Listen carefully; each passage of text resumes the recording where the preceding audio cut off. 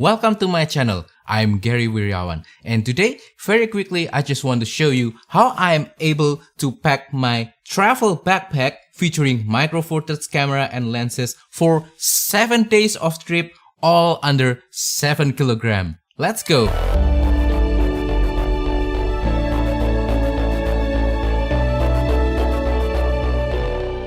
So the purpose of this video is to showcase the ability to carry a camera system that is lightweight but is capable to create good enough image quality when you are traveling while keeping everything lightweight, keeping everything under the 7 kg carry-on limit, and still being able to also carry clothes, electronics, and all the other stuff that you might need during your trip. Again, I think this is one of the benefits of using micro four thirds camera and lenses. They are smaller, they are lighter, and I think they are perfect for travel, especially when you want something significantly better than a smartphone camera. So now, let's start packing some camera, lenses, clothes, electronics, and toiletries for the upcoming travel. So yes, these are all the things that I will bring with me on this future trip. It's gonna be 7 days as I mentioned earlier, and this is everything that I need. I'm compromising very little on this trip, so all of these things are the absolute essentials. And I will divide into a few categories so that you can better understand each of these categories, what kind of items that I will bring. First, I will talk about the backpack itself, and then after that, I'm gonna talk about clothing situation right here, and then after that, I'm gonna talk about electronics, and then I'm going to talk about toiletries, and also I'm going to talk about some miscellaneous item, and last but not least, the camera gear themselves. Now let's start with the backpack. So the backpack that I will bring and use for the one bag travel backpack for this particular trip is the Heimplanet Transit Line 28. So this is a 28 liter backpack, and it has this semi clamshell opening right here. This is like a horseshoe opening right here that I can put my stuff into there, and then also there's a separate laptop compartment over here that I will use to store documents, which I already put in here, and the laptop itself. And also there are some other pockets like this quick access pocket right here, and then also the side pocket over here, as you can see. And then also it has this external water bottle pocket, but I'm not going to use the water bottle pocket. Speaking about the backpack, this backpack is a little bit heavy. It's about 1.5 kg, but the quality of this backpack is really nice. So that's why I'm using this backpack instead of my other backpack. However, you can use any kind of backpack as long as it's big enough to carry most of your essentials during travel. Now let's move on with some clothing. So I have a few items right here, as you can see, and I'm going to explain. First, let's talk about this big green cube right here. This is a packing cube containing all the essential clothing that I need for 1 week. So I will put a list right here so that you can read it yourself. But basically, I have about 3 polo shirts that I can use for every day when I'm going out and about and traveling to places, and then I have 2 slip shirts, and then I have about 4 underwears, and then I also have 1 slip short right here. I have also an extra pair of socks, and I'm also gonna carry an extra jeans right here. This is a color jeans by Uniqlo. Most of the items here are from Uniqlo as well. They are synthetic, they're very quick to dry. The polo shirt that I'm bringing here are called Dry Ex, so they dry really fast. And then also the underwear that I bring is also from Uniqlo. It's Airism, so it's really quick to dry as well.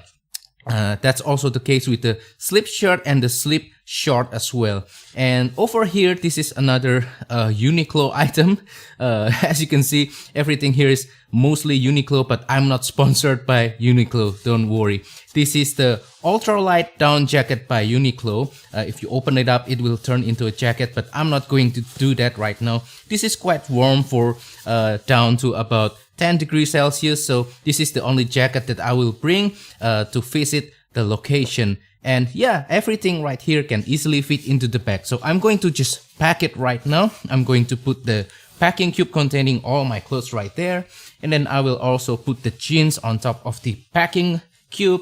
And then for the jacket, I will just put it right here for now. I will rearrange the jacket later. And as you can tell, the jacket is very squishy, and I can just kind of squeeze it to fit inside of my bag easier later on. Now let's talk about some electronic stuff. So I will bring on this particular trip my laptop. This is the Asus ZenBook laptop. This is quite a lightweight laptop. This is 13-inch and it weighs about 1.2 kilogram or something like that. It's not really that heavy. And then I will also bring this pouch containing some essential electronic item. Also non-electronic as well. I have my spare glasses right here, but besides that I have my computer mouse, and then my travel adapter, and then also this 100-watt U-Green charger with multi-port situation right here that's strong enough to charge my laptop as well as to charge my phone when I'm traveling. I also bring some cables with me. I'm not gonna put the cable right here, but I will put the cable like inside the bag, something like this. It's circling the bag. So as you can see right here, these are the cables. I will just kind of roll the cable around the perimeter of inside of the bag. So yeah, let's try to pack this electronic item into the backpack. First, let's start with this pouch right here. I will take out the down jacket first, and I will put this electronic pouch, jam it into the side of the packing cube. I will sort of put this down jacket as for now, like so. I will rearrange the down jacket later on, and I will put the laptop inside the laptop compartment inside the backpack, like so. Yep, really nice. Now let's talk about some toiletries. So I will bring some toiletries item with me when I'm traveling for this future trip. I have this clear pouch right here. This is a generic one. I bought it from Ace Hardware here in Indonesia. And over here we have my shampoo. This is a general head and shoulder kind of shampoo. And then on the other kind of compartment right here, or container right here, is my Dr. Bronner all-purpose kind of liquid Castile soap. I'm using it right here. And then I have my toothpaste, I have my essential oil to help me sleep, and then also in this pouch there are some non-liquid items as well. I have my toothbrush, I have my shaver, it's a general razor from Gillette or something like that, wet tissue, and then also just a small amount of perfume, cologne, and also my hairbrush right there. So yeah, we're just going to jam it into the main compartment right here, like so. Now let's talk about some miscellaneous item. I have a few miscellaneous items right here that I want to explain. First, let's talk about this weird little guy right here. This is the inflatable travel pillow by Travel Bloom. I bought it in Iceland a few months ago, and I'm going to bring it on this trip because it will be a red-eye kind of flight, so it'll be an overnight flight. I have to sleep, so I will try to bring this stuff so that I can sleep soundly inside the airplane. And then after that, I have over here some earphones. This is really nice for listening to music or for watching movie. And then right here, as you can see, there's this little dongle right here. This is the USB-C adapter so that I can attach this to my phone, so I can watch movie from my phone, I can play games, I can listen to Spotify or from some music files that I have inside my phone. And then after that, I have a couple of pens, and then also I have this little passport size notebook right here.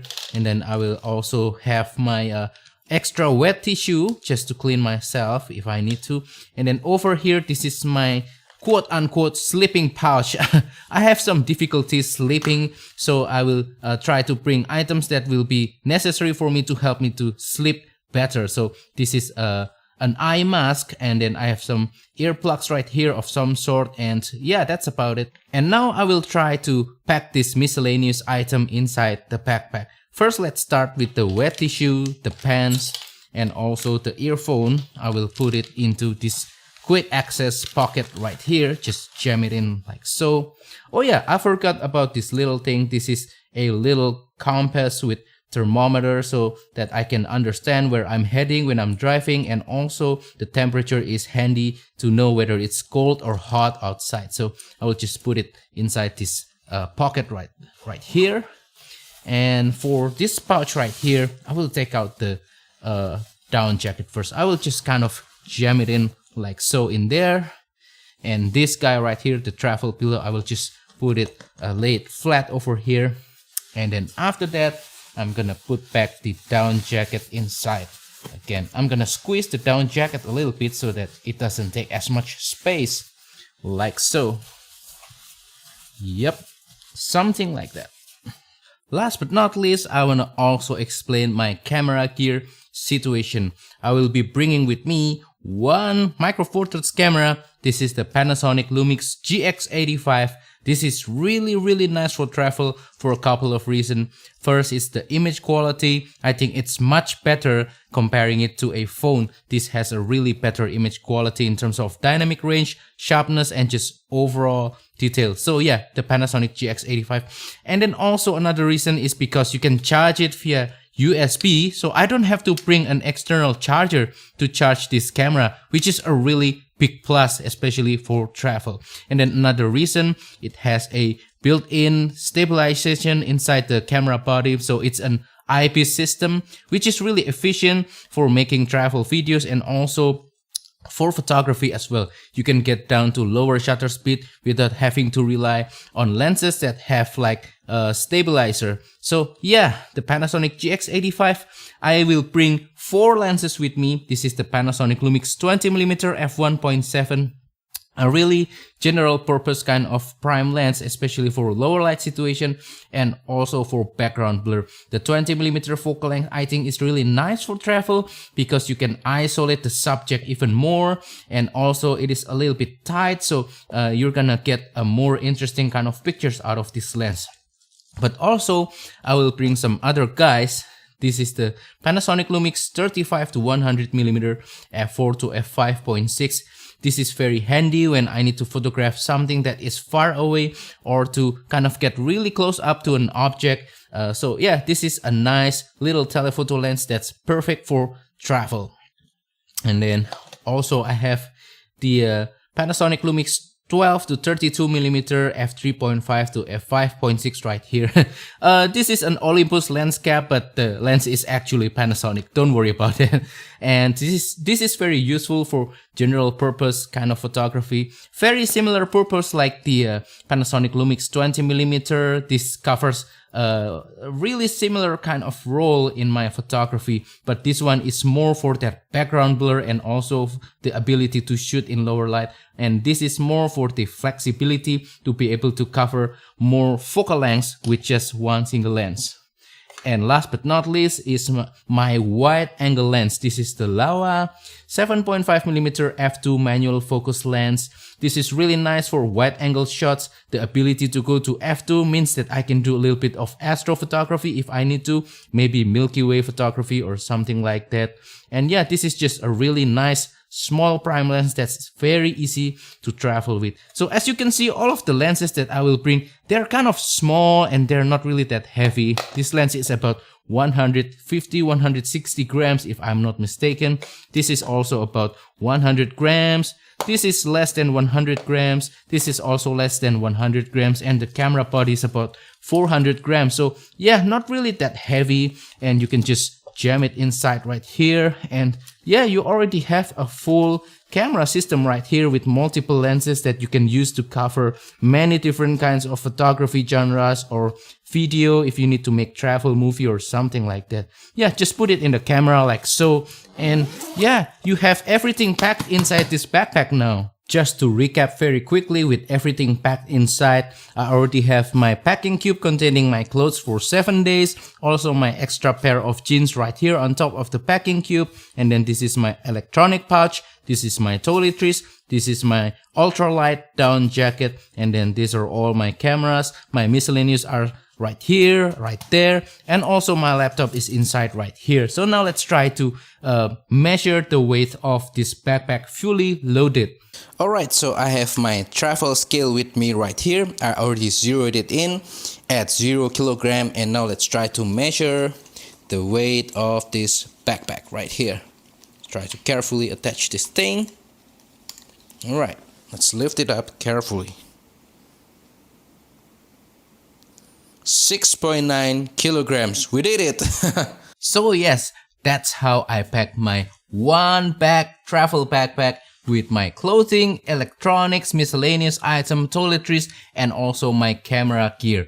I hope by doing this video, you can see the benefit of using Micro Four Thirds camera system for travel photography, especially if you want something that's, once again, significantly better than using a phone camera. The Micro Four Thirds system is not the best. It's not comparable to like full frame system or APS-C.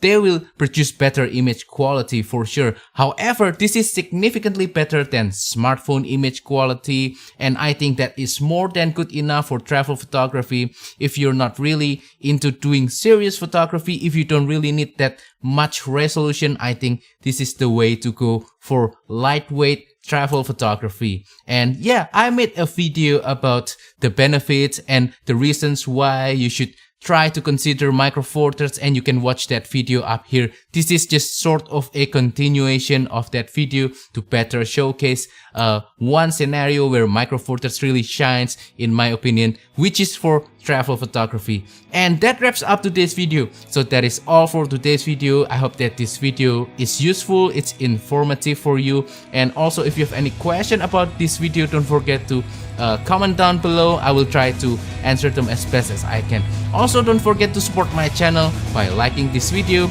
sharing this video, and subscribing to my channel down below. Thank you and see you on the next video.